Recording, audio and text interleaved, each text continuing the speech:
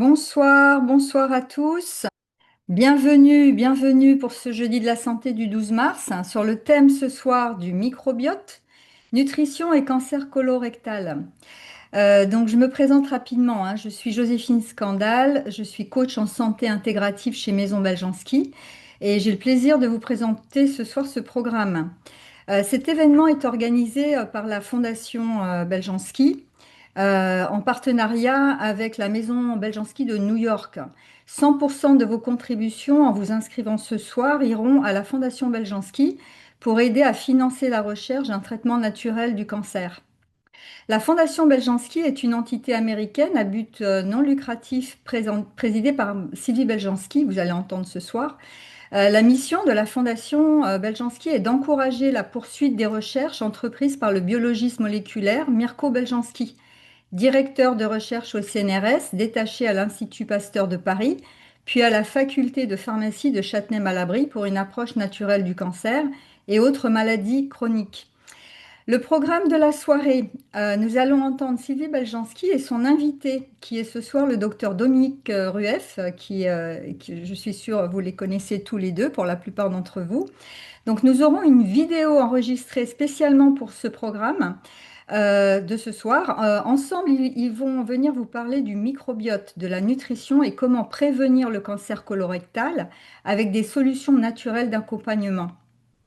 Avant de vous passer la vidéo avec l'interview de Sylvie et du docteur Rueff, je voudrais vous présenter en fait nos intervenants. Donc Sylvie Beljanski, d'abord, défenseur de la santé naturelle, entrepreneur et conférencière, auteur à succès. Sylvie, pour poursuivre l'œuvre de son père, docteur Mirko Beljanski, a fondé en 1999 la Fondation Beljanski, une organisation donc à but non lucratif dont la mission est de guérir le cancer de manière naturelle.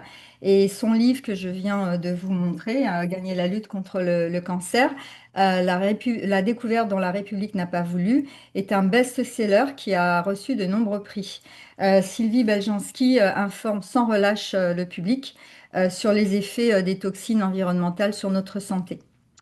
Notre invité, le docteur Dominique Rueff, est un docteur en médecine. Il est diplômé universitaire en cancérologie. Il est président de l'Association pour le développement de la nutrition orthomoléculaire et vice-président de la Société française de médecine et de physiologie du vieillissement. Il a publié de nombreux ouvrages. Il va largement nous parler du dernier ce soir, sur donc des ouvrages sur la nutrition et sur son rôle à la fois préventif et adjudicatif vis-à-vis de nombreuses pathologies.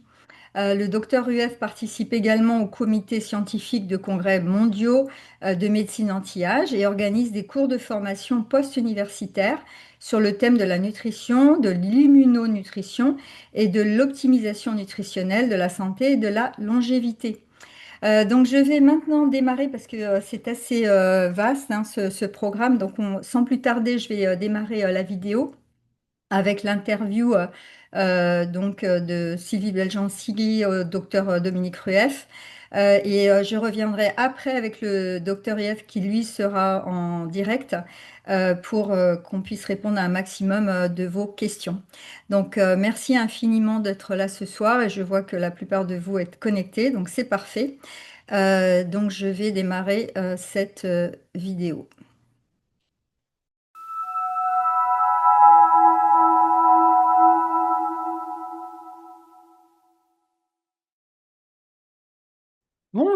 Bonjour tout le monde. Eh bien, je suis Sylvie Belchanski. Je suis heureuse de partager avec vous ce premier jeudi de la santé de 2026 et qui, cette année, va être consacré à un sujet très intéressant qui est celui du cancer colorectal parce que malheureusement, il y en a de plus en plus en France et d'ailleurs partout dans le monde, comme nous allons le voir aujourd'hui. Donc, nous allons parler du cancer colorectal, mais aussi du rôle du microbiote et de la nutrition. Et je serai accompagnée aujourd'hui par le docteur Rueff dans cette présentation. Alors, pourquoi le cancer colorectal? Eh bien, bon, d'abord parce que le mois de mars est celui du cancer colorectal et aussi parce que une personne sur 30 est touchée par le cancer colorectal. Il y a à peu près plus de 47 000 nouveaux cas de cancer rien que pour la France, de cancer colorectal rien que pour la France. Le cancer colorectal prend à peu près la vie de 17 000 personnes par an en France. C'est le deuxième cancer le plus fréquent chez les femmes et le troisième cancer le plus fréquent chez les hommes en France.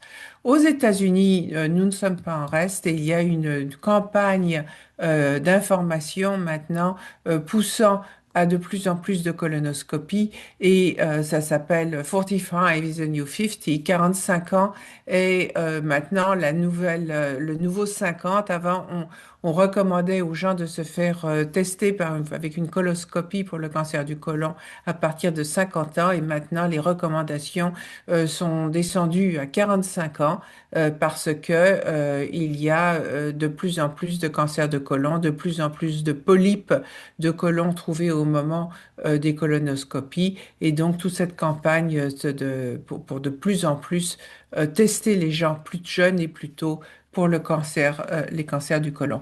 Alors d'abord, avant de parler de cancer lui-même, nous allons parler de prévention du cancer et pour cela, je vais être rejointe par le docteur Rueff qui va nous parler de son nouveau livre et sur la nutrition.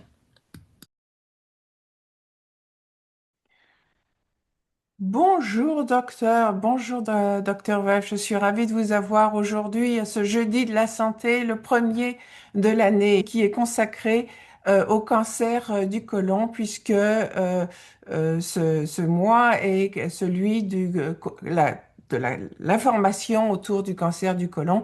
Et nous avons beaucoup d'informations que nous allons pouvoir partager aujourd'hui avec vous. Et je pense que nous allons pouvoir encore une fois partager un message d'espoir et apporter plein d'informations scientifiques aux personnes qui nous écoutent. D'abord, permettez-moi de vous présenter. Donc, le docteur Rueff, mon invité aujourd'hui, est docteur en médecine. Il est diplômé universitaire en cancérologie. Il est président de l'Association pour le développement de la nutrition orthomoléculaire et vice-président de la Société française de médecine de physiologie du vieillissement. Il a publié de nombreux ouvrages sur la nutrition et sur son rôle à la fois préventif et adjudicatif vis-à-vis de nombreuses pathologies. Le docteur Rueff participe également au comité scientifique des congrès mondiaux de médecine anti-âge et organise des cours de formation post-universitaire sur le thème de la nutrition, de l'immunonutrition et de l'optimisation nutritionnelle de la santé et de la longévité.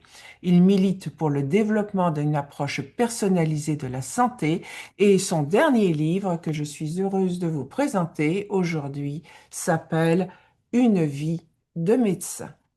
Docteur Rueff, merci d'être aujourd'hui avec nous et je vais profiter de votre expérience pour vous poser un certain nombre de questions sur votre livre, bien sûr, mais aussi sur l'impact des pratiques agricoles modernes, hein, antibiotiques, farine animale, pesticides. Comment est-ce que tout ça agit sur notre microbiote intestinal et risque de développer justement un cancer colorectal? Mais d'abord, Sylvie, bonjour. Bonjour. Je suis très heureux d'être là. Je suis très heureux de répondre à vos questions. Je ne suis pas un spécialiste des relations entre les toxiques et le cancer colorectal, mais ce que je peux vous dire simplement par mes connaissances, on va dire, universitaires et publiques, c'est que toutes les études scientifiques actuelles convergent vers le fait qu'il y a un lien entre l'environnement, la pollution. Alors, il faut définir un petit peu tout ça et le cancer colorectal. D'abord, il faut dire que le cancer colorectal est un des cancers les plus importants actuellement qui crée le plus de mortalité. Ça, c'est quand même capital et que une prévention de ce cancer est possible et doit être faite à partir de l'âge de au moins 50 ans. Ça, c'est un premier point. Deuxième point, il faut parler de l'environnement. Quand on parle de l'environnement, on parle de la pollution d'abord de l'air, la pollution domestique et la pollution nutritionnelle. Et c'est surtout cette pollution nutritionnelle sur laquelle on est en mesure d'agir. Et c'est cet apport nutritionnel optimisé, équilibré, qui va permettre à notre microbiote de se porter le mieux possible et d'être le plus garant d'une bonne immunité et d'une prévention du cancer. Alors, ce qu'on sait aujourd'hui, par des études c'est très récent, hein, ce sont des études très récentes, c'est que certains germes présents dans un microbiote déséquilibré, certes des germes comme le Fusobacterium ou pour le cancer colorectal et l'Helicobacter pylori pour le cancer gastrique, et d'autres germes, les entérocoques et certainement encore d'autres germes, par des expériences faites sur des souris en transplantant des microbiotes de souris pathogènes chez des souris saines, on sait que ça provoque et ça stimule des cancers. Donc ça, c'est donc un effet de la pollution et c'est un effet et cette pollution du microbiote ou du microbiome, ça dépend comment les gens utilisent le terme, a de multiples conséquences. Des conséquences sur l'absorption de nos nutriments, par exemple, le métabolisme des vitamines B9, B12, sur la capacité de bien absorber correctement des métaux protecteurs comme le zinc, qui sont très importants, et puis surtout sur l'élimination des substances. Et ça, c'est quelque chose sur lequel on peut agir facilement avec une bonne alimentation et en se posant les bonnes questions.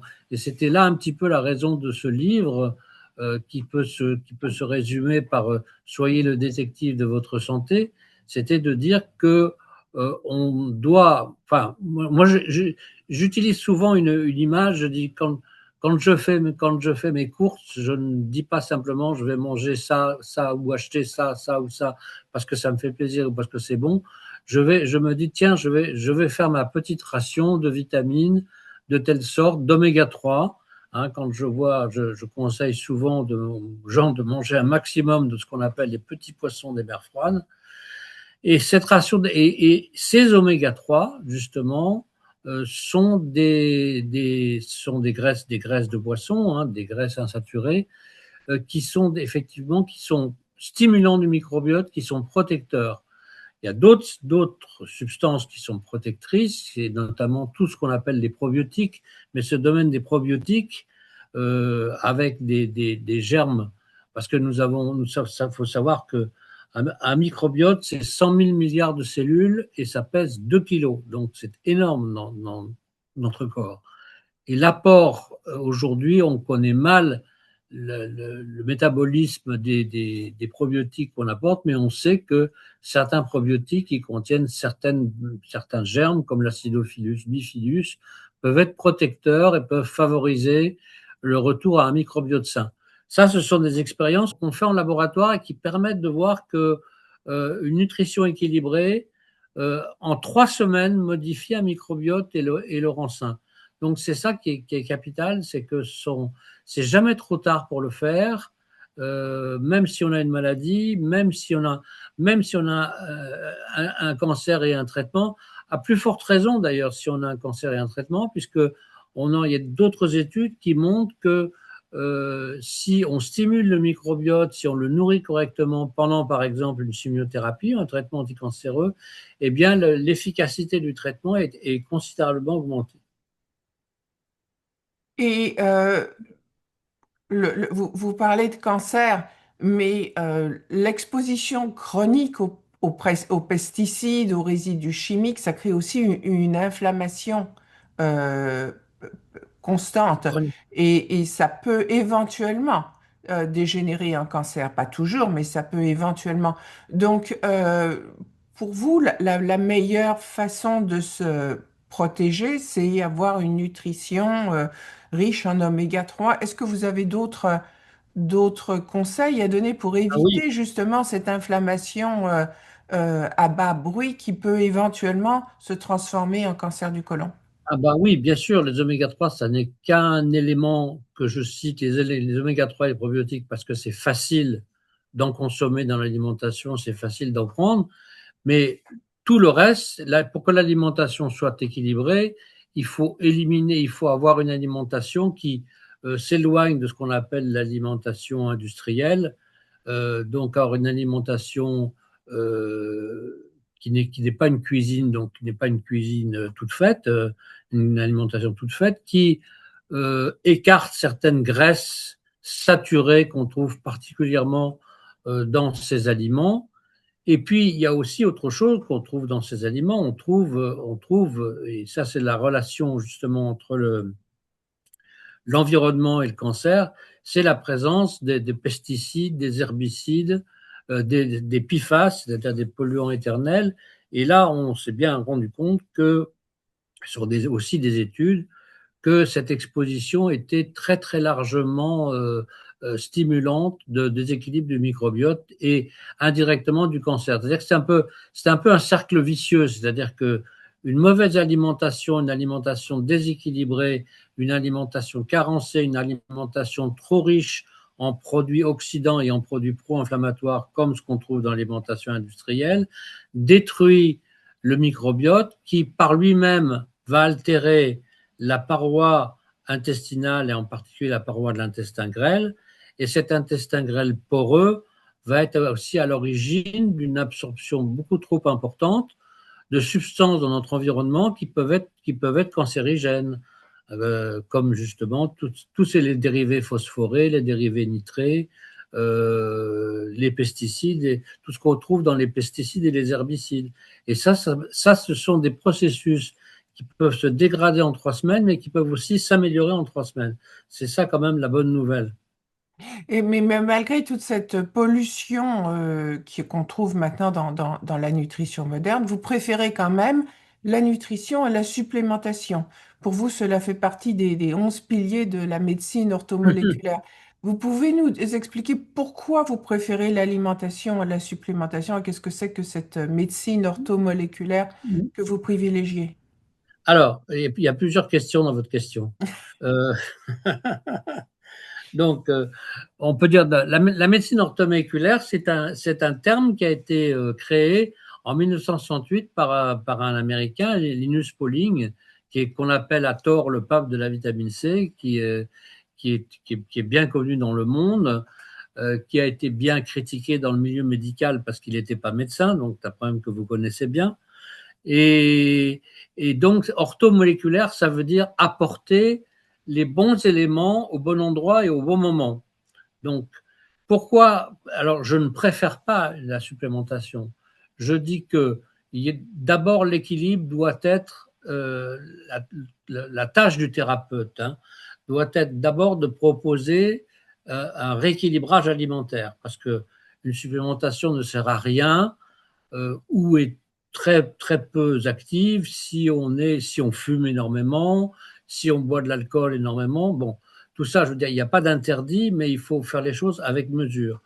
Donc, un équilibrage alimentaire, un apport minimum en protéines, ça c'est très important, en protéines en particulier le matin, un apport minimal en substances antioxydantes. C'est pour ça que dans ce livre, je parle des raisons pour lesquelles on conseille un petit déjeuner. Moi, je conseille un petit déjeuner avec des œufs.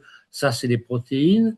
Et il y a dans les œufs des protéines qu'on trouve nulle part ailleurs. Et des fruits rouges, myrtilles, groseilles, framboises, qui sont des antioxydants. Donc ça, c'est extrêmement important. Et deuxième chose qui est extrêmement importante et qui a été bien ciblée dans les études, c'est que les régimes qui sont trop riches en viande rouge sont très stimulants de cancers colorectaux et de cancers intestinaux en général. Pourquoi? Parce que le fer qui est contenu dans la viande rouge est en fait un agent pro-inflammatoire.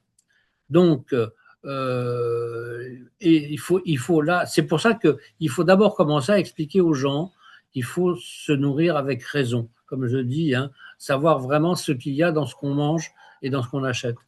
Donc, manger un morceau de viande de midi et soir, non.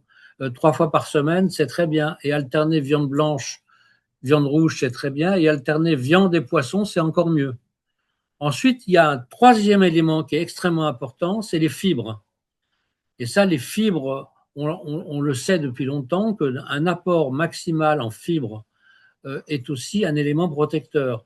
Alors, les fibres, c'est d'une part les légumes verts, hein, plus les légumes verts que les fruits, parce que les fruits, ça apporte du sucre, et le sucre n'est pas forcément bon pour la santé, mais tous les légumes à feuilles, tous les légumes verts, les épinards, les brocolis, les choux, tout ça, tous ces ça sont des aliments qui sont importants, qui apportent des fibres. Et puis, c'est aussi les graines qui sont importantes. Ça peut être les graines de sésame, les noix, les amandes, une consommation régulière de noix, par exemple, et on dit pour le cœur est largement conseillé. Donc, et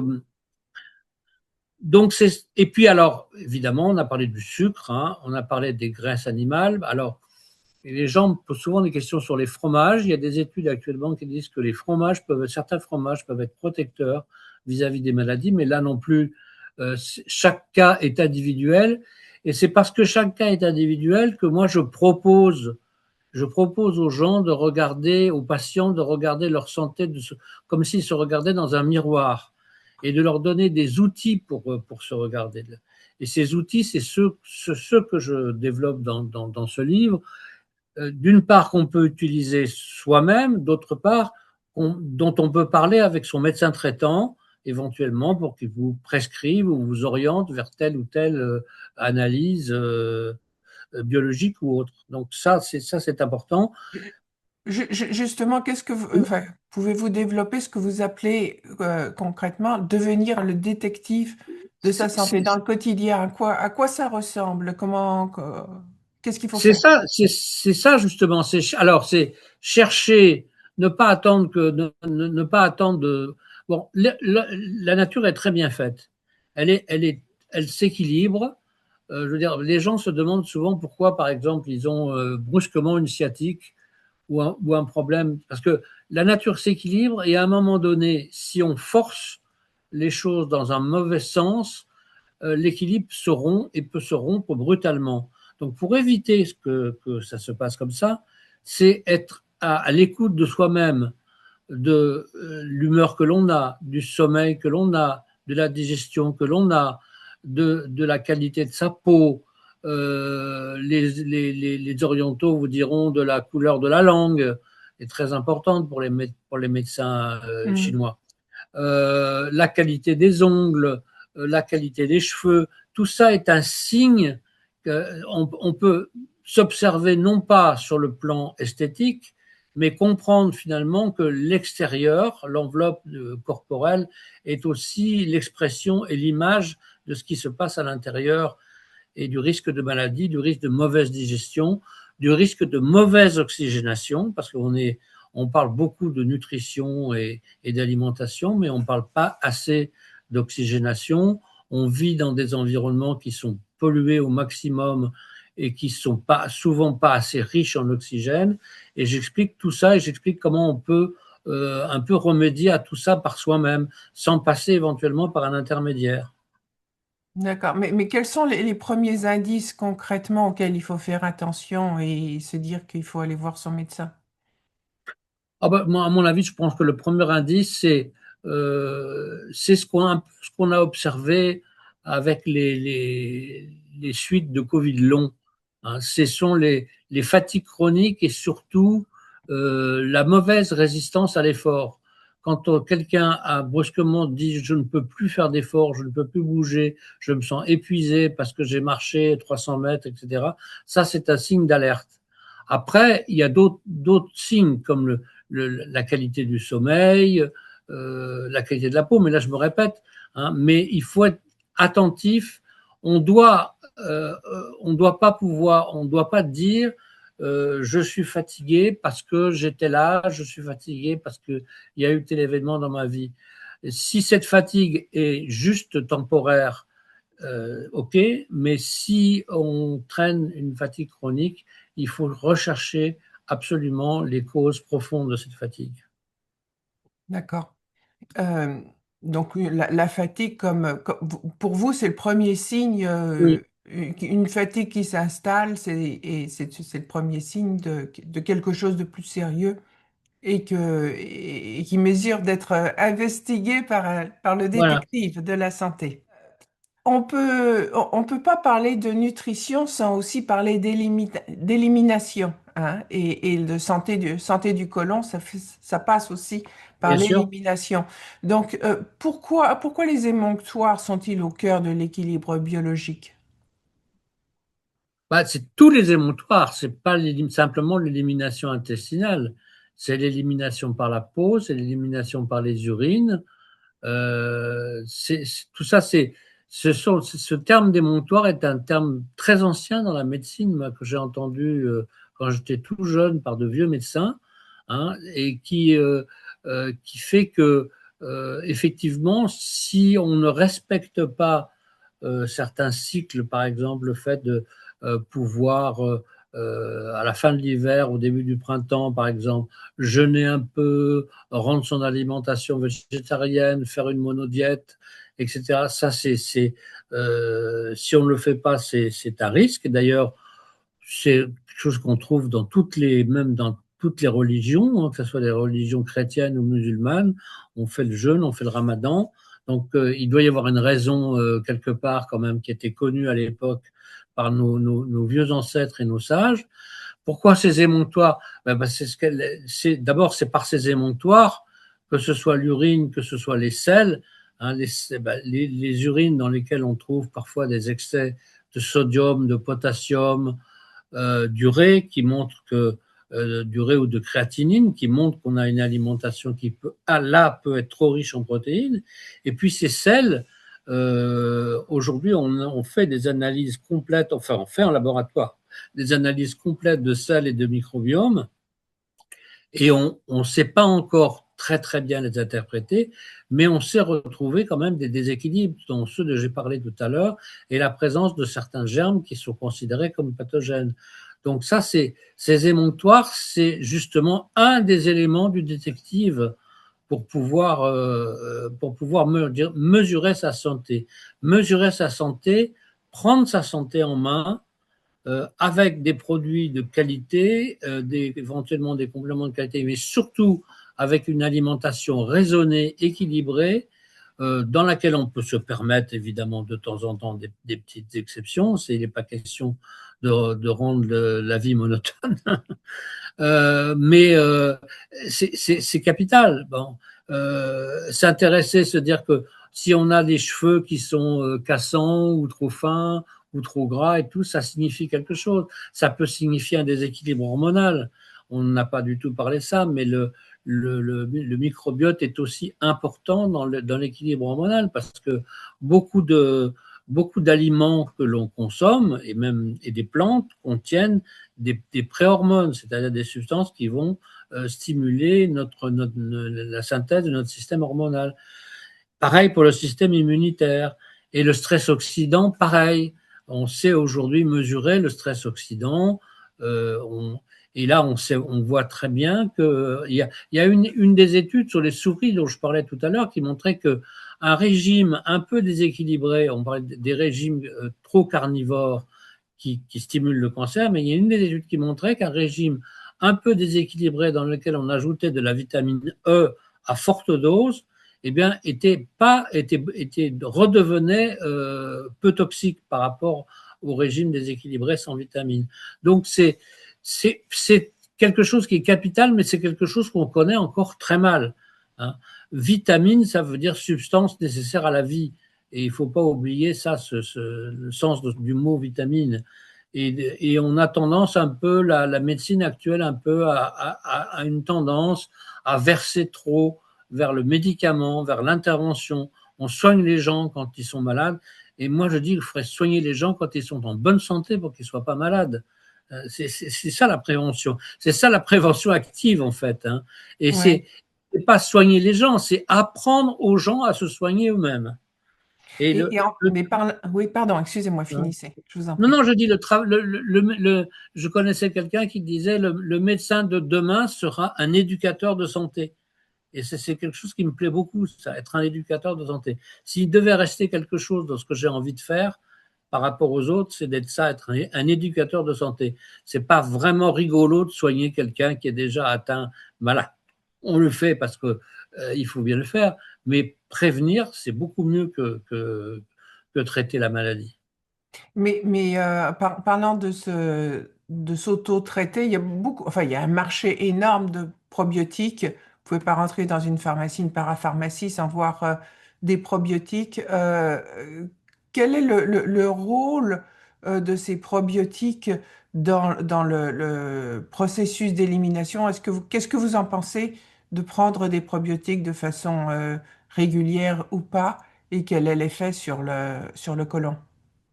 Alors, bon, d'abord, je redis ce que j'ai dit. Il faut d'abord une bonne alimentation avant de prendre des probiotiques. Deuxièmement, moi, je pense qu'il y a effectivement une multitude de probiotiques qui se disent tous meilleurs l'un que l'autre. C'est assez difficile de faire son choix. Mais en fait, tous se ressemblent un peu. Il y en a certains sur lesquels on a une expérience. Et je pense que si on choisit, si on est conseillé vers un bon produit et qu'on fait une cure, non, on prend des probiotiques systématiquement quand on a pris des antibiotiques. Bon, ça c'est clair. On les prend pas pendant, on les prend après. Mais faire une cure régulière de quelques semaines, tous les 2 ou 3 mois de probiotiques, ça me paraît être une excellente prévention des déséquilibres digestifs et du risque éventuellement de déséquilibre du microbiome en allant vers une potentialité du cancer. Bien, bien. La nutrition, c'est aussi l'énergie, n'est-ce pas? Donc, Mhm. comment la nutrition influence-t-elle directement la production au niveau cellulaire, au niveau de l'énergie cellulaire?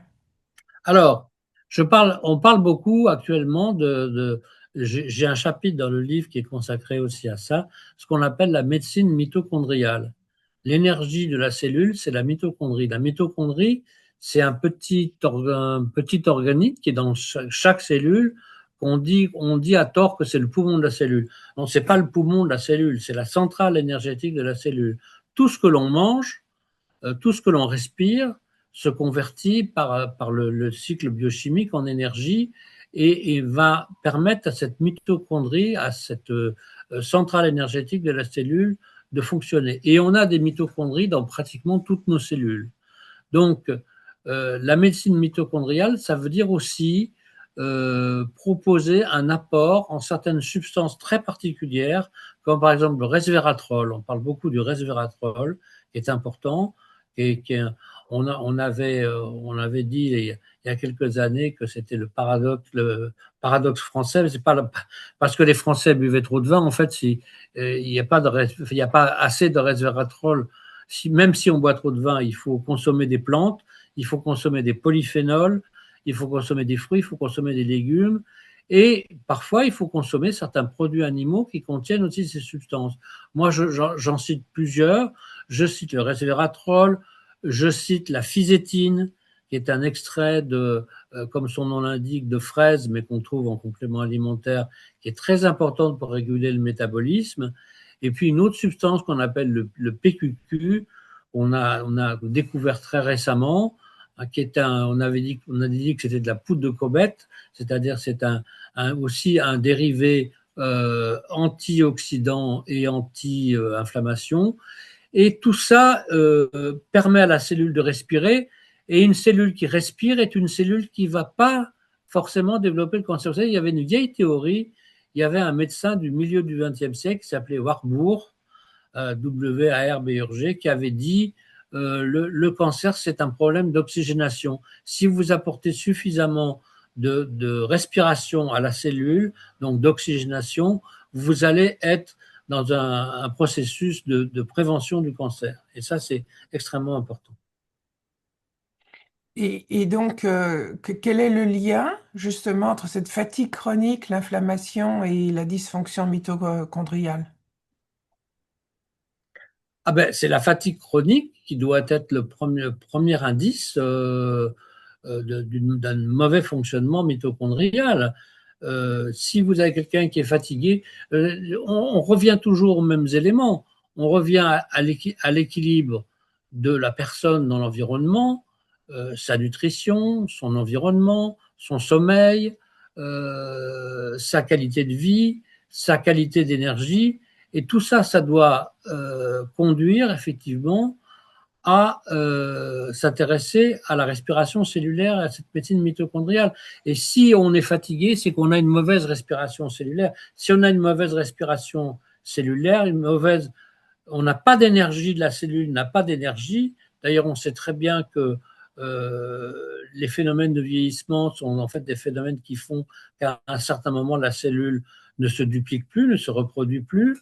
Donc, on vieillit forcément et on parle de limite d'âge, mais on sait aujourd'hui que pour l'instant, il y a une limite d'âge qui c'est celle de la réplication cellulaire, mais c'est aussi celle de la respiration cellulaire.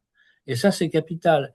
Et on a aussi les moyens aujourd'hui de mesurer sa respiration, la qualité de l'oxygène dans son sang. Vous savez, pendant et après le Covid, on a donné aux gens des petits appareils qu'on met au bout du doigt, qui sont des oxymètres et qui permettent de mesurer la saturation en oxygène.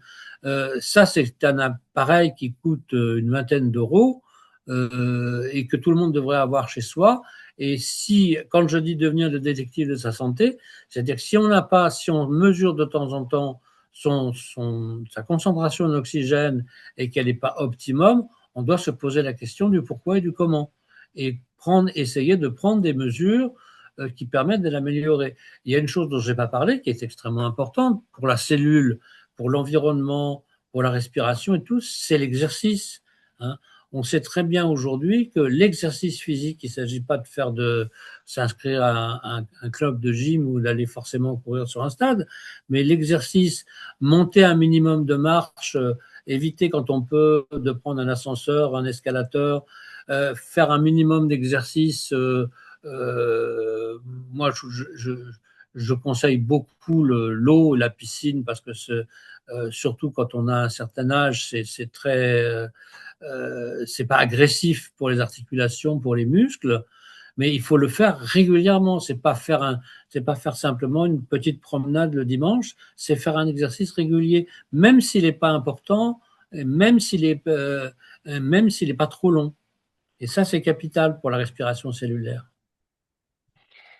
Et ce dysfonctionnement mitochondrial dont vous nous parlez, c'est un phénomène qui est quand même lié au processus de déstabilisation de l'ADN dont mon père Mirko Beljanski a vraiment, c'est au cœur là, de son approche, la déstabilisation de l'ADN. Absolument. Comment est-ce que les deux travaillent ensemble? Comment cette vision mitochondriale se lie au problème de la déstabilisation de l'ADN. Mais ça nous ramène à ce dont on parlait tout à l'heure, c'est-à-dire que euh, une alimentation déséquilibrée donne un mauvais microbiote qui va permettre d'absorber des toxiques de notre environnement, des métaux toxiques. Hein, et il y en a, hein, le cadmium, le plomb, le mercure. Vous savez très bien qu'on peut faire des analyses d'urine pour mesurer ces métaux toxiques. Et tous ces métaux en excès sont des freins à une bonne réplication de l'ADN. Et la liaison se fait comme ça, c'est-à-dire que si on ne respecte pas certains équilibres ou si on reste empoisonné par des métaux toxiques, non seulement on est fatigué, non seulement on n'est pas en forme, mais en plus on augmente considérablement son risque de maladie chronique et de cancer en particulier, et de cancer colorectal en particulier. Et, et donc, on a parlé un petit peu là de beaucoup, enfin, on a parlé beaucoup là de prévention, d'alimentation, mais une fois que le cancer en particulier le cancer du côlon, s'est installé et a été enfin, diagnostiqué, qu'est-ce que vous recommandez? Un bon cancérologue.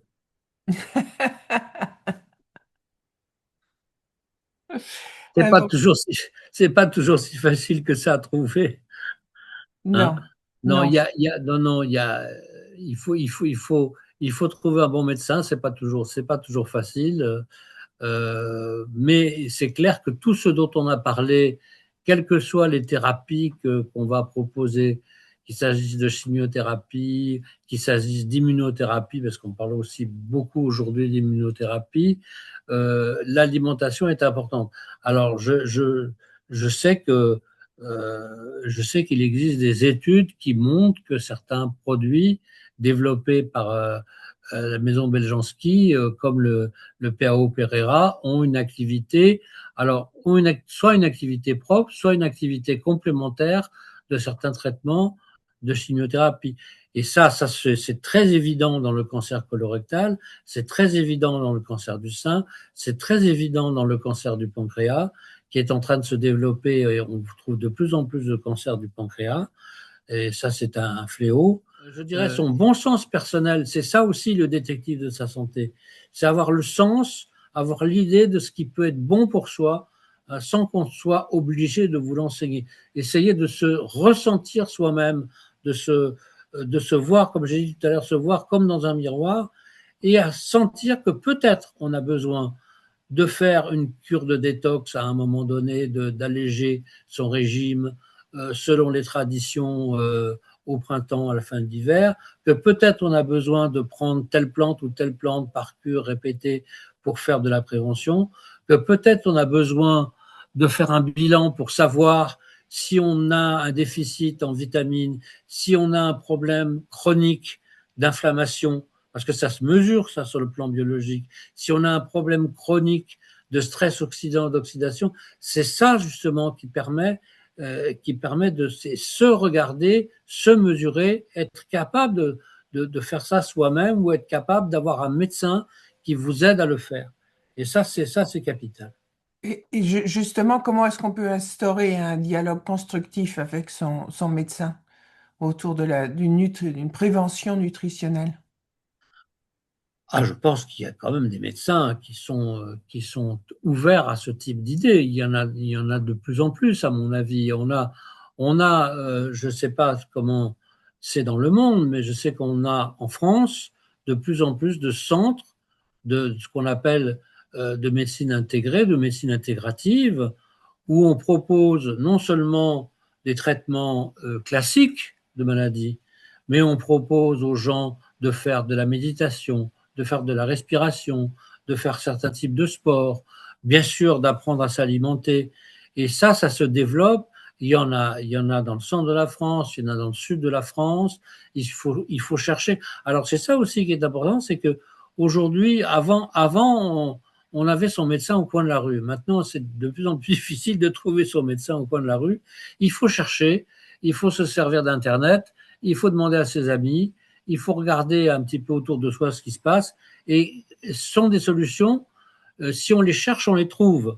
Ça demande de l'énergie, ça demande de la curiosité, et ça demande aussi de ça devrait être naturel, parce que qu'est-ce qu'il y a de plus important pour notre vie que notre santé? C'est le Absolument. commencement de tout. Hein. Ça devrait être D'où naturel, ça devrait être facile. tout à fait, tout à fait. Et parce que, comme vous le dites très bien, il est essentiel de reprendre la responsabilité de sa santé aujourd'hui. Absolument. Docteur Rueff, est-ce que vous avez autre chose à ajouter? Et encore une fois, nous parlons de votre livre, Une vie de médecin. Est-ce que vous voulez ajouter quelque chose à cet entretien? Moi, je dirais on aurait pu changer le titre, on aurait pu avoir un autre titre qu'une vie de médecin. On pourrait dire une 50 ans, parce que j'ai 50 ans de pratique médicale pour apprendre finalement à soigner autrement, mais plus à prévenir qu'à soigner. Et ça, c'est capital. Et ça, je crois que avoir à sa disposition des éléments qui permettent effectivement de prévenir, de mesurer sa santé, et de la prendre en main, c'est simplement ça le message que j'ai voulu donner. C'est tout simple. Hein. Voilà, parce que c'est la médecine de demain, ça sera une médecine qui va associer tous les éléments, pas simplement la chimie, mais la chimie avec des produits naturels, avec des plantes, avec l'alimentation, avec les vitamines. Et ça sert à rien de prendre un médicament si vous êtes déficitaire, carencé. On parle beaucoup, par exemple, et on pourrait parler de ça aussi pour le cancer du côlon, les déficits en vitamine D qui sont très très importants Mhm. chez beaucoup de personnes. Ben, une analyse de vitamine D, c'est pas remboursé en France par l'assurance maladie. Ça coûte 12 euros. Je ne sais pas combien ça coûte aux États-Unis, mais ça coûte pas cher du tout. Et c'est une analyse qu'on peut faire une fois par an à l'entrée dans l'hiver pour savoir si on a un déficit en vitamine D. Et c'est facile de prendre la vitamine D. Il y a nombreux Et compléments alimentaires. la plupart des gens sont déficients en vitamine D. Oui, oui, la plupart des gens, et même les gens qui se mettent au soleil, on a démontré ça. Et ça, c'est capital. Hein. Il y a d'autres vitamines qui sont extrêmement importantes, d'autres éléments qui sont extrêmement importants. J'ai parlé du zinc tout à l'heure qui intervient dans la synthèse. Si vous manquez le zinc intervient dans la synthèse de 300 enzymes. Donc, c'est donc des enzymes qui peuvent être protecteurs au niveau cardiovasculaire et au niveau cancer. Donc, ça, c'est capital. Et tout ça, ce sont des mesures qui sont faciles, mais qui ne sont pas fortes. Vous ne trouverez pas chez le médecin généraliste au coin de la rue, parce que le médecin généraliste au coin de la rue, il n'a pas le temps de s'occuper de ça. Il faut chercher dans votre environnement des gens qui sont compétents et qui peuvent vous aider à la fois trouver et manipuler de bons produits, de bons compléments Très bien. et avoir une bonne hygiène de vie. Merci, merci docteur pour tous ces conseils. Où est-ce qu'on peut trouver votre livre? Alors on le trouve, malheureusement, il est pas en librairie.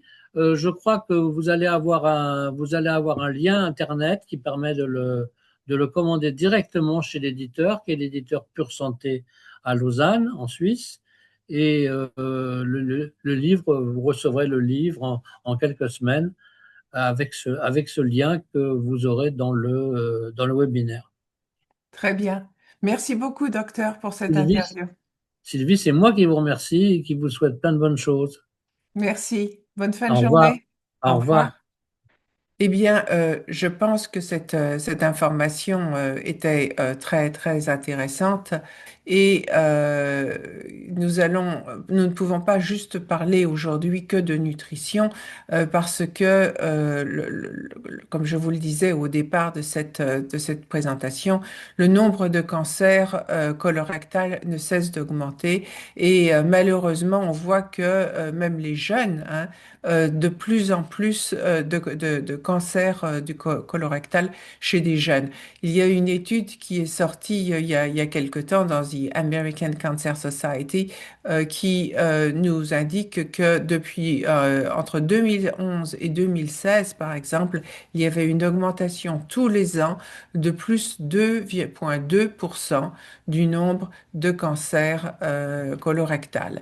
Et en plus, de plus en plus chez les jeunes, en particulier de 20 à 29 ans, et la grande presse se fait l'écho de de ces augmentations absolument considérables. En fait, ce qui a été vu, c'est que si vous êtes né en 1990, vous avez 4 fois plus de chances d'avoir un cancer du rectum et 2 fois plus de chances d'avoir un cancer du côlon que si vous étiez né en 1950.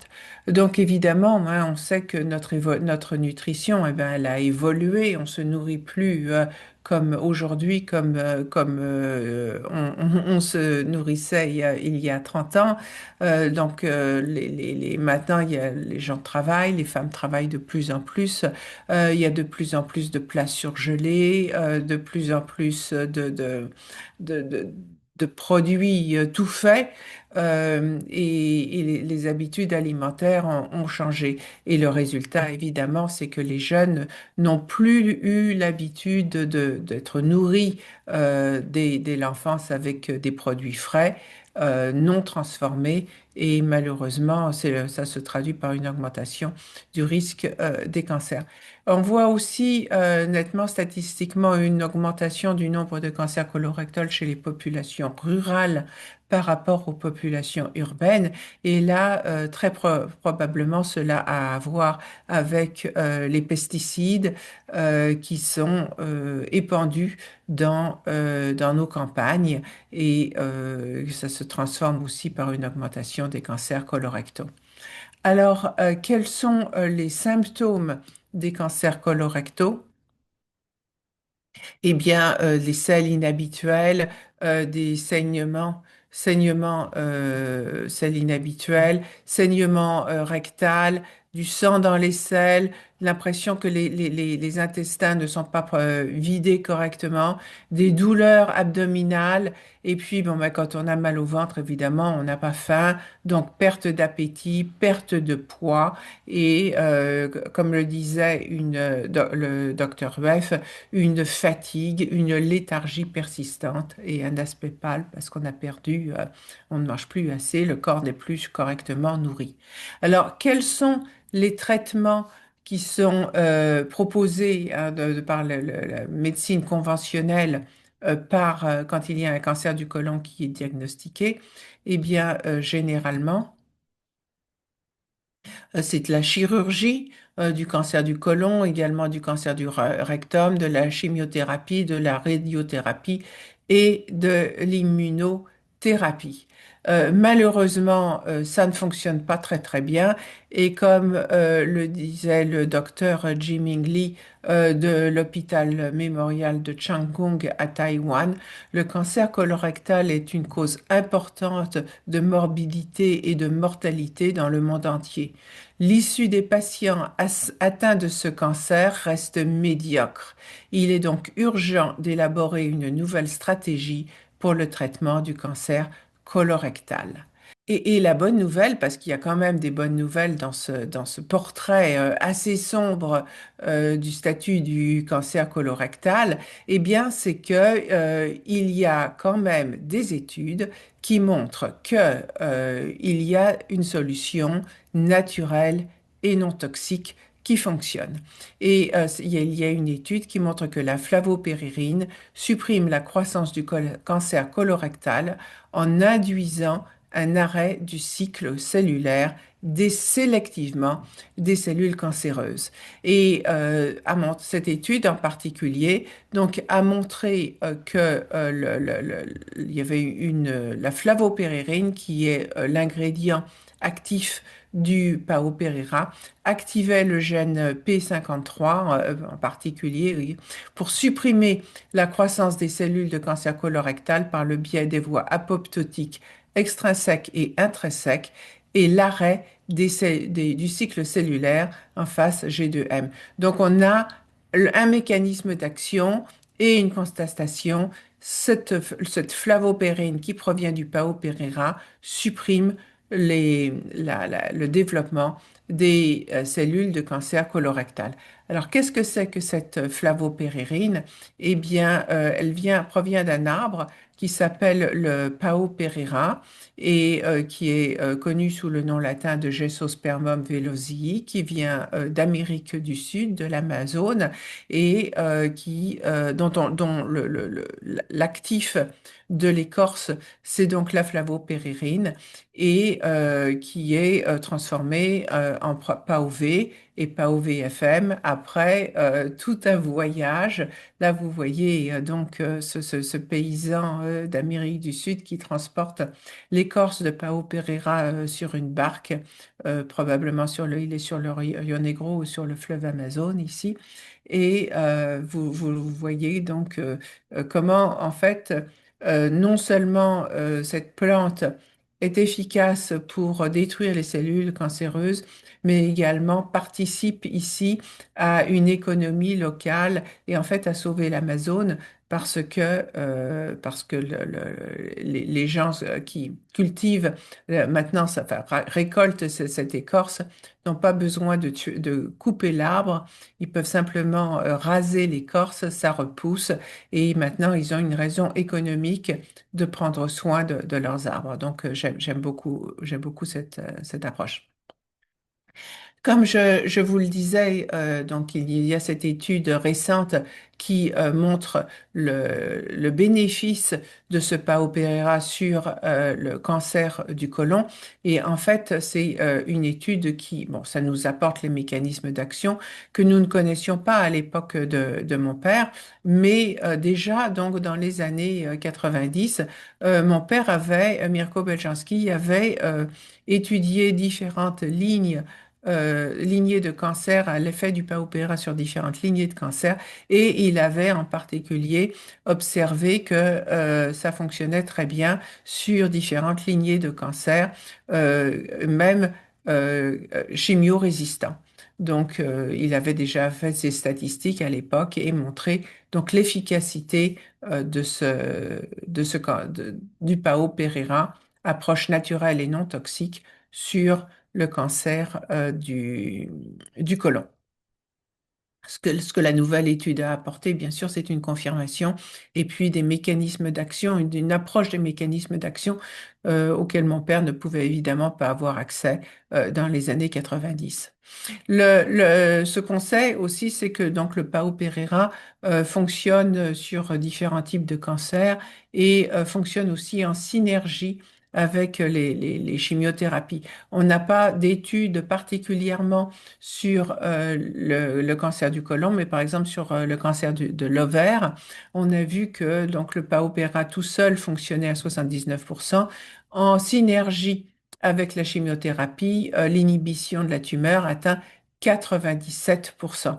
Donc, comme on a vu ça sur plusieurs types de cancers, eh bien, on peut penser qu'on a un bénéfice, une synergie similaire avec les chimiothérapies qui sont utilisées pour le cancer du côlon. Ici, nous avons une autre étude donc, qui montre que avec la carboplatine aussi, on a une très jolie inhibition des cellules cancéreuses. Donc, un des problèmes non seulement donc, que rencontrent les traitements conventionnels avec le cancer colorectal, c'est que le résultat n'est pas, le résultat avec la chimiothérapie n'est pas forcément excellent, mais que très souvent, il y a un risque de nouveau cancer, hein, une récidive, un second cancer. Et une des raisons liées à ça, c'est que les chimiothérapies elles-mêmes provoquent des métastases du cancer. Et par exemple, nous avons ici cette étude, en particulier sur le cancer colorectal, dont le titre c'est Progression de cancer colorectal et de métastases au foie après la chimiothérapie, un test du temps. Donc, on voit que la chimiothérapie conduit à des métastases au cancer du foie et cancer du côlon. Ici, nous avons une autre étude qui explique comment la chimiothérapie peut induire des métastases et étudie tous les mécanismes d'action et les manifestations cliniques qui sont attachées à ce phénomène. Alors, qu'est-ce qu'on peut faire pour éviter les métastases du cancer? Ben, c'est un gros problème en ce moment sur lequel les chercheurs du monde entier cherchent à étudier comment se forment les métastases. Et la théorie principale en vigueur en ce moment, c'est celle des cellules souches du cancer. Les cellules souches du cancer, ce sont des cellules embryoniques non différenciées qui sont au cœur de la tumeur et qui résistent à la chimiothérapie. Alors, quand il y a la chimiothérapie, la tumeur diminue, hein, mais ces petites cellules embryoniques, elles ont la capacité de résister et elles vont avoir resté dans le corps parfois pendant très longtemps, plusieurs années, et puis un jour, en raison d'un stress, de circonstances particulières, d'une exposition à plus de toxicité, eh bien, elles vont se multiplier et éventuellement créer une nouvelle tumeur. Alors, nous avons testé le Pao Pereira sur différents souches lignées de cellules souches du cancer, en particulier la cellule souche du cancer des ovaires et du pancréas, et nous avons vu que nous avions une inhibition complète avec le Pao Pereira de ces cellules souches du cancer. Je pense que c'est très très important cette approche parce que tout le monde qui reçoit un diagnostic de cancer euh, a peur que le cancer puisse éventuellement revenir. Et la crainte, enfin, ultime, c'est de faire tous ces efforts de subir la chimiothérapie et la radiothérapie et qu'en fait le cancer revienne et revienne encore plus agressif. Donc je pense que tous les gens qui sont concernés par le cancer à partir du premier jour du diagnostic devraient essayer de s'intéresser à l'importance des cellules souches du cancer, à leur fonctionnement et faire ce qu'il faut pour éviter d'avoir une rechute du cancer et surtout que l'approche Pao Pereira est naturelle et non toxique, encore une fois. Ici, nous avons donc une étude sur souris avec encore une fois cancer du pancréas, cancer des ovaires. Et nous voyons que donc le Pao Pereira pris oralement 5 fois par semaine a permis de réduire de manière significative ces cellules souches du cancer du pancréas chez les souris. Ici, Pao Pereira, le Revolfia, on ne vous a pas trop parlé du Revolfia aujourd'hui parce que comme l'Europe a décidé que c'était une nourriture, un aliment nouveau, on ne peut plus le trouver en Europe. Mais les études que nous avions ont montré que ces deux produits, le Pao Pereira et le Revolfia, étaient tous les deux capables d'inhiber très joliment les cellules souches du cancer de l'ovaire. Donc, les cellules cancéreuses ont toutes présentent la même structure avec un ADN déstabilisé, ce qui est la grande différence avec l'ADN des cellules saines. Il y a de fortes chances pour que le Pao-Pereira, la flavopérine, agisse de la même façon sur les cellules souches du cancer du côlon. On n'a pas fait les études encore pour le démontrer, mais ce que nous avons aujourd'hui est extrêmement prometteur. Évidemment, donc, cette approche du Pao Pereira, avec le Pao Pereira qui détruit les cellules cancéreuses et les cellules souches du cancer est à inclure dans toute cette approche dont vous a parlé également le docteur Rueff, hein, c'est pas ou l'un ou l'autre, c'est tout ensemble. Et il faut essayer d'éliminer un certain nombre de facteurs qui augmentent les risques de cancer du côlon, hein, comme le surpoids, l'obésité, le manque d'activité physique, une alimentation trop riche, trop transformée, avec trop de viande rouge. Dr. Beff vous a expliqué que les deux viandes rouges contenaient du fer et que le fer pouvait être un cancérogène. Et donc, éviter aussi les viandes transformées, la cuisson des viandes à haute température, la friture, le grillage ou cuisson au four, donc qui produisent des substances chimiques qui peuvent augmenter le risque de cancer. Et le manque de vitamine D, fumer, la consommation excessive d'alcool, tout ça peut augmenter au quotidien les risques de cancer. C'est des choix qui ne sont pas très difficiles à faire, d'essayer d'éviter toutes ces choses-là pour essayer de diminuer significativement ce risque de cancer du côlon. La santé intestinale aussi passe par une certaine supplémentation hein, donc se débarrasser d'un microbiome toxique avec une élimination douce et sans accoutumance. Donc on a le colonette au besoin qui peut aider avec ça. Développer le bon microbiome avec par exemple Digestive Harmony qui contient des probiotiques sur spore qui vont résister à l'acidité de l'estomac et qui vont être capables d'aller dans l'intestin, d'arriver vivants dans l'intestin, où ils vont pouvoir se multiplier, coloniser de façon positive votre intestin. Et en plus, Digestive Harmony contient aussi des enzymes et puis des extraits de plantes qui favorisent la digestion. Donc tout ça, c'est un excellent mélange et c'est pour ça que ça s'appelle Digestive Harmony. Également, éliminer les métaux lourds avec, par exemple, signature chelate qui aide le foie à expulser la charge toxique en cadmium, plomb, mercure, fer, arsenic, qui sont malheureusement des métaux lourds qui peuvent induire le cancer, pas seulement le cancer du côlon, mais toute forme de cancer, et qui sont de plus en plus présents dans notre environnement puisqu'on vit dans un monde de plus en plus toxique. Et puis, quand on élimine, eh bien, il faut remplacer avec un bon mélange de vitamines, de minéraux, d'antioxydants. J'aime bien, moi, ce mélange parce que cela permet, c'est un ensemble.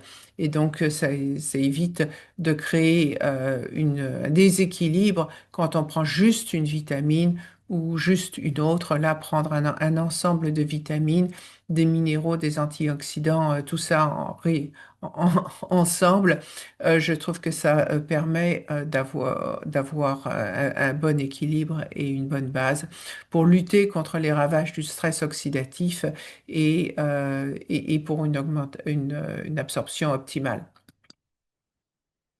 Voilà, quand vous faites tout ce genre de choses, eh bien, vous avez un certain nombre ça devrait fonctionner, hein. Et ça fait maintenant plus de 30 ans nous aidons des personnes en les accompagnant dans leur démarche contre le cancer. Et bien sûr, ça nous a permis de recevoir au fil des années un nombre significatif de témoignages. Beaucoup de témoignages, enfin, vous pourrez les trouver sur le site de la fondation belchanski.info, de même que les publications dont je vous ai parlé précédemment.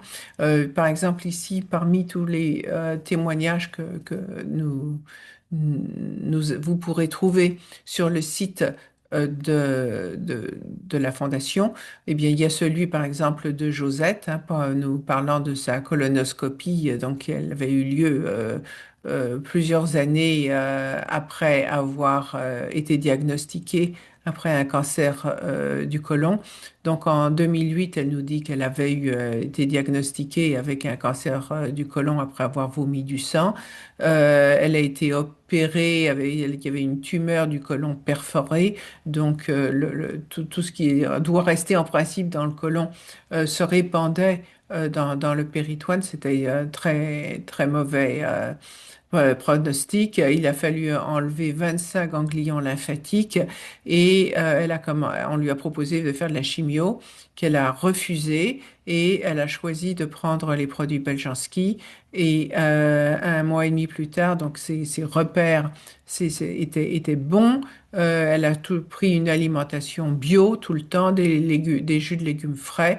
Et ensuite, l'année suivante, elle a dû être opérée de 2 hernies. Et avant cette nouvelle opération, elle a dû passer des colonoscopies de contrôle et il n'y avait plus aucune trace de cancer. Donc voilà, elle continue à nous écrire, à nous suivre et à nous dire à être contente, à nous dire que grâce à mon père, Mirko Beljanski, elle a trouvé un traitement sain, sans produits chimiques et que ça lui convient parfaitement.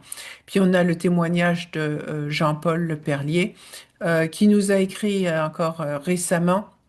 C'est un journaliste qui avait commencé son travail de journaliste en cherchant à enquêter contre mon père, contre Mirko Beljanski. Mais comme il ne trouvait aucune victime à la longue, eh bien, il a changé son fusil d'épaule et à force d'interviewer des gens qui lui disaient être satisfaits des produits, il a décidé de lui-même, quand il a été atteint d'un cancer de l'intestin et donné seulement 3 mois de vie, il a choisi lui-même de prendre les produits Beljanski pour son traitement. Donc, cette approche lui a permis de supporter des thérapies lourdes et il nous dit, ça m'a permis de mobiliser mes défenses dans un combat que je refusais de perdre. 25 années se sont écoulées depuis alors qu'on ne m'accordait que 3 mois à vivre. Ça, c'est justement quelque chose qu'il nous a envoyé très récemment. Donc voilà, je pense que c'est une approche intéressante d'ajouter le paopéra, d'ajouter cette supplémentation, de faire les choix d'une bonne alimentation. Et je voulais partager aujourd'hui cette information avec vous à l'occasion du mois du cancer du côlon, parce que l'important, c'est d'avoir cette information pour pouvoir prendre des décisions euh, en connaissance de cause, ne pas être affolé par les médecins qui tentent de vous dire tout de suite qu'il va y avoir une chimio, une radiothérapie. À peine il y a eu un diagnostic, vous font peur en vous disant que vous n'avez éventuellement que 3 mois à vivre, comme ça avait été dit à Monsieur Jean-Paul Leperlier. Non, prenez le temps de faire vos recherches, allez sur le site de la Fondation Beljanski. Et puis, si vous suivez tous les conseils, eh bien, il, vous- il y a beaucoup de gens qui s'en sortent très bien, qui nous recontactent des fois 25 ans après, comme Jean-Paul Leperlier. Et il n'y a pas de raison que vous ne puissiez pas aussi bénéficier de cette approche pleinement. Voilà, je veux avec tout ça, je vous remercie.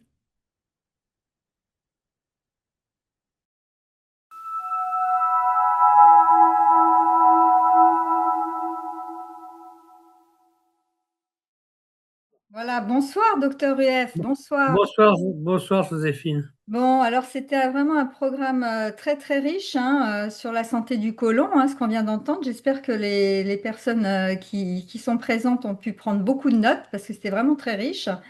Et votre interview avec Sylvie était vraiment extraordinaire.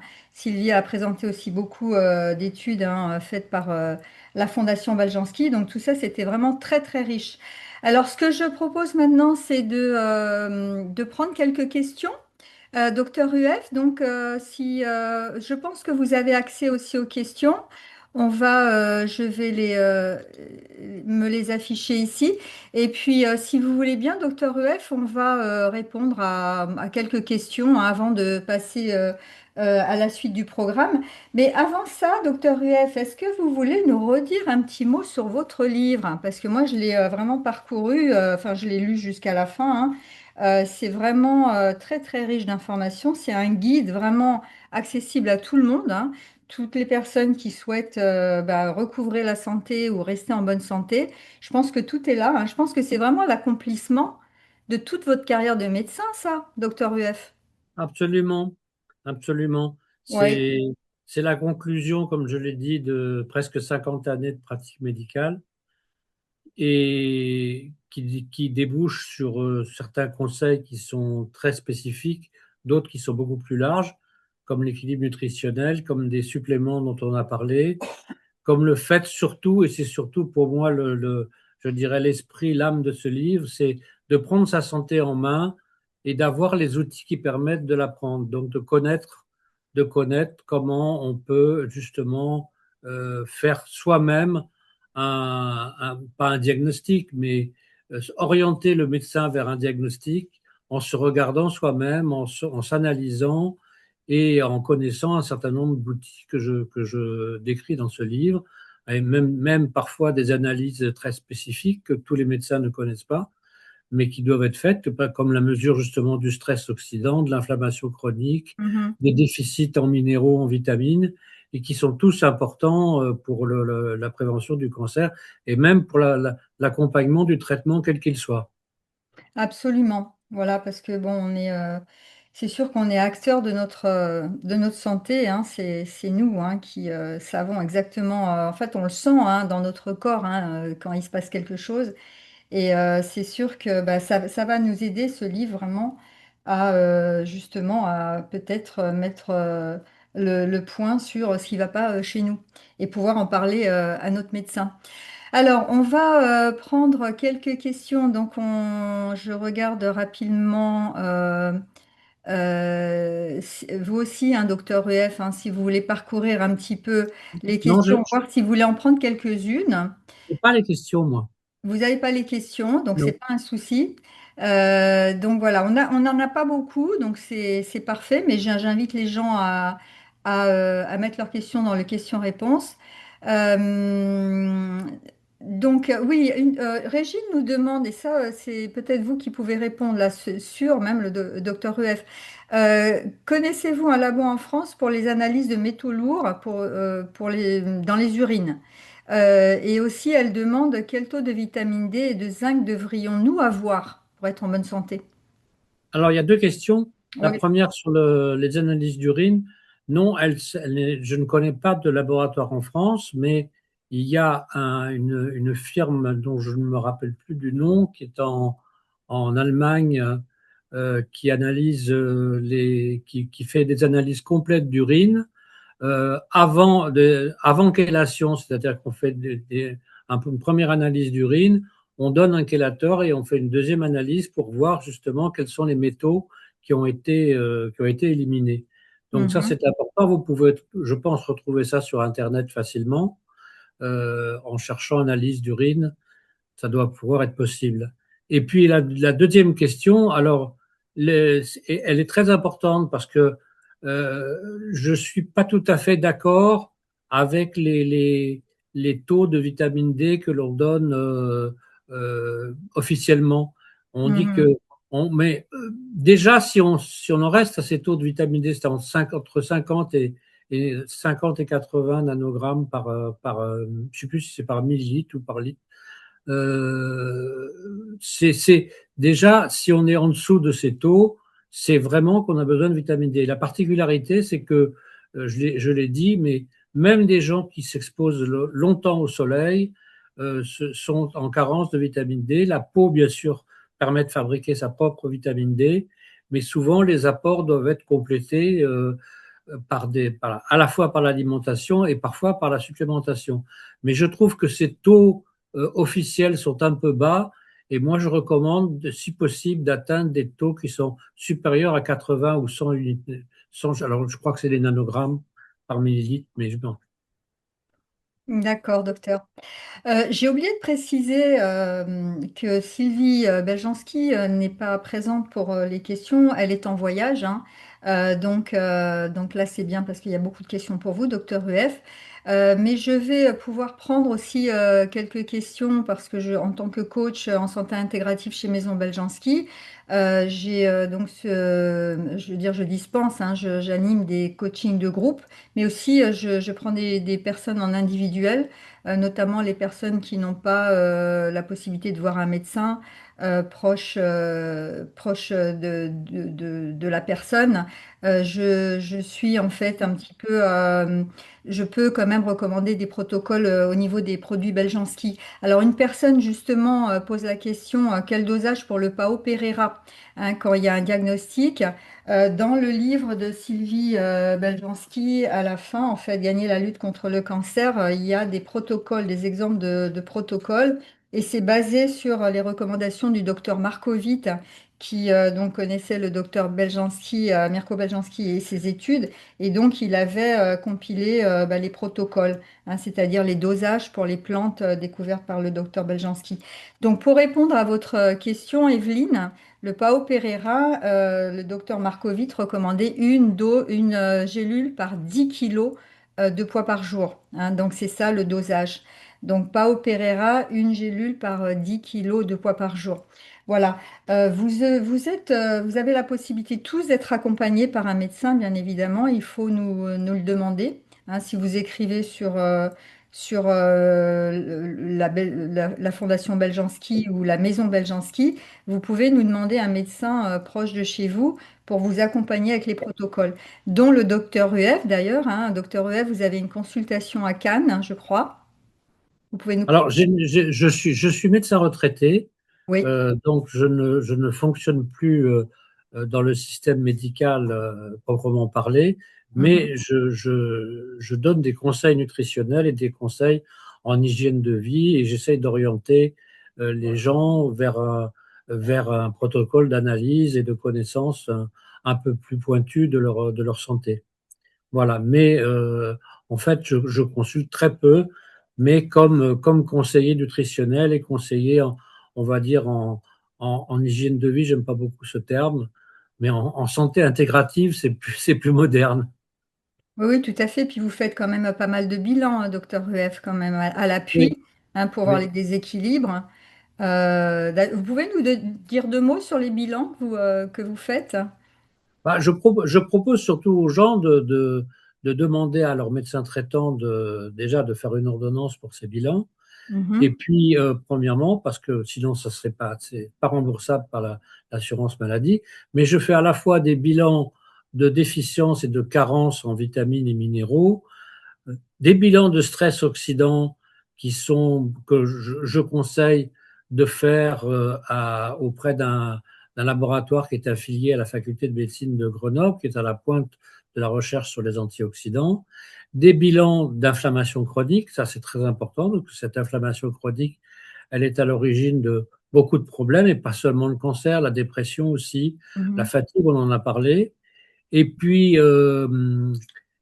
bien sûr, les bilans de l'équilibre hormonal, parce que ça, on n'en parle pas assez. mhm, L'équilibre hormonal, chez la femme comme chez l'homme, c'est essentiel. Donc, tous ces bilans tous ces bilans sont complémentaires et la difficulté, en fait, c'est que ça coûte une certaine somme et il mhm. faut pouvoir proposer une sélection ou proposer progressivement d'avancer vers un ou deux bilans et puis de continuer par la suite. Mais c'est très important parce que ces bilans permettent de voir vraiment les effets des mesures que l'on prend, tant sur le plan nutritionnel que sur le plan de la supplémentation. Oui, tout à fait. Ça permet de mettre vraiment le point sur les causes des déséquilibres. Bénédicte nous demande comment mesurer le taux de zinc dans le sang. Ah, ça c'est très simple. Tous les laboratoires d'analyse en France le font. C'est une analyse qui n'est pas remboursable, à ma connaissance, mais qui coûte pas très très cher, je pense 10-15 euros. Et ça, vous demandez à votre médecin de vous prescrire l'analyse du zinc plasmatique, et c'est très facile. Et tous les labos le font. C'est parfait. Une personne nous demande s'il y a des ferments lactiques dans les produits Beljanski. Donc ça, je vais pouvoir répondre non. Donc pas de souci. Si vous avez un souci avec les ferments lactiques, il n'y en a pas dans les produits Beljanski. Jean-Gabriel nous demande, lorsqu'on prend PAO et Rovol, prendre l'un matin, l'autre soir ou mélanger? Bah, en général, si vous prenez les deux, le PAO Pereira et le Revolfia Vomitoria, ils se prennent ensemble et vous divisez le dosage matin et soir, hein. C'est plutôt comme ça qu'il faut le faire. Sur un estomac vide, c'est toujours préférable. Voilà, donc il y a pas mal, enfin, il y a des demandes de protocole. Ce que je ferai éventuellement, parce qu'on va pas avoir le temps de prendre toutes les questions, mais je promets d'envoyer une réponse à toutes les personnes qui demandent vraiment des protocoles. Euh, Guy nous demande, vitamine D, où est-ce que je peux en acheter? Ce produit plus naturel que celui vendu en pharmacie, parce qu'apparemment, il n'a pas trop confiance dans ce qu'il trouve en parapharmacie. Est-ce que vous avez une réponse, docteur EF, pour Guy? Bon, je pense qu'il y a beaucoup de compléments alimentaires qui contiennent de la vitamine D naturelle. Bon, je ne vais pas citer des laboratoires, mais on a soit des gélules, soit, bon, je peux en citer deux. Il y a la vitamine D, qui d'ailleurs doit être souvent associée à la vitamine K, la vitamine K2 à partir d'un certain âge, qu'on trouve par exemple au laboratoire Vital Plus, Et puis chez CopMed aussi, il y a d'excellentes formes de vitamine D. Donc, demandez à votre pharmacien un dosage qui soit suffisant pour pouvoir corriger votre carence et surtout, faites des analyses à ce moment, si vous supplémentez, faites des analyses régulièrement pour ne pas surdoser ou ne pas sous-doser. Ça, c'est capital. Je pense que la vitamine D, on dit que c'est une vitamine, mais on dit aussi que c'est une substance qui agit un peu comme une hormone et qui est préventive aussi dans le cancer, dans les problèmes cardiovasculaires. Et c'est très, très important de ne pas en manquer. Et comme l'a dit très bien Sylvie tout à l'heure, je pense qu'une grande majorité des gens sur la planète sont déficitaires en vitamine D. Et ça coûte pas cher. Et non seulement ça coûte pas cher en supplément, mais déjà, si on consomme du poisson, des poissons gras, ce qu'on appelle les petits poissons des mers froides, c'est-à-dire les sardines, les harengs, le maquereau, les anchois, c'est déjà, si on consomme ça 3 fois par semaine minimum, c'est déjà une bonne mesure de prévention. Le problème, c'est qu'il y a un certain nombre de gens qui n'aiment pas manger ce type d'aliments, ces poissons. Donc à ce moment-là, il faut avoir recours à des suppléments en capsules, et ce sont des oméga 3 ce sont des capsules qui contiennent soit de la vitamine D, soit des oméga 3 et qui sont libres de tout produit synthétique. Mm. Edith vous demande, docteur UF, pour le petit déjeuner protéiné, est-ce que la purée d'amande peut remplacer l'œuf ou la viande? Ah, je pense pas, parce que la purée d'amande n'est pas suffisamment riche en protéines. Mm. Je pense que j'ai parlé de l'œuf, mais on peut aussi on peut manger un peu de poisson le matin, on peut manger même éventuellement un peu de jambon avec son œuf, hein. Mais la purée d'amande qui est excellente à prendre en complément alimentaire, comme on n'en a pas beaucoup parlé, c'est comme tous les fruits secs, hein, les noix, les amandes. C'est très important de prendre régulièrement ces aliments. Il y a des études qui montrent que, par exemple, prendre une poignée de noix par jour diminue le risque cardiovasculaire, par exemple. Mais je pense qu'il faut bien comprendre que l'œuf, c'est un aliment qui contient non seulement des protéines, mais qui contient des acides aminés qui sont très importants pour le fonctionnement cérébral. Et c'est très difficile d'équilibrer une alimentation si on ne mange pas d'œufs. Euh, Gianni nous demande si on peut prendre du Pao Pereira en prévention. Ah bah absolument, on peut tout à fait prendre le Pao Pereira en prévention avec bien sûr tous les conseils qui ont été donnés ce soir. C'est même une très très bonne idée de faire des cures hein, avec le Pao Pereira. Donc dans le livre de Sylvie, hein, vous le verrez aussi, elle parle de prévention. Donc en général, on fait des cures de 2 mois minimum qu'on peut répéter dans l'année 2 fois minimum, hein. Si on n'a pas un problème particulier, 2 cures de 2 mois par an, c'est le minimum. Au changement de saison, par exemple, c'est idéal. Voilà, voilà. Donc oui, on va redonner le lien, bien évidemment, pour trouver le livre du docteur Rueff, parce que des personnes demandent. Voilà, après, c'est des protocoles. Donc, encore une fois, je vous promets que je reviendrai vers vous avec des réponses. Je pense que c'est tout, docteur EF, pour ce soir. Le prochain jeudi de la santé sera le 21 mai à 19 heures. Ça sera sur les nouvelles études Beljanski et le cancer chez les animaux. Donc ça va être très intéressant. Il y aura une intervention du docteur Pierre May, qui est vétérinaire, qui est en train de nous préparer des résultats qu'il a justement avec le Pao Pereira. Donc il viendra nous expliquer tout ça. Et puis moi, je voulais vous annoncer que je serai sur Paris au mois de juin. Le 6 juin, j'animerai un coaching de groupe en physique. Ça sera à l'hôtel Mercure Montparnasse, mais vous aurez largement la communication de cet événement prochainement. Pour rechercher toutes les études dont Sylvie Beljanski a parlé ce soir, vous pouvez retourner bien entendu sur beljanski.info. Là, vous y verrez vraiment l'étendue de toutes les recherches scientifiques. Voilà, je voulais pas trop dépasser le temps. J'étais un petit peu rapide sur la fin. Docteur UF, un grand merci pour votre participation et pour être venu ce soir répondre à ces questions. C'est Merci moi qui vous infiniment. remercie. C'est moi qui vous remercie pour votre invitation. Merci. Docteur UF donne beaucoup d'interviews en ce moment, très médiatisées. Beaucoup de journalistes le sollicitent. Beaucoup de vidéos que vous pouvez trouver sur les médias.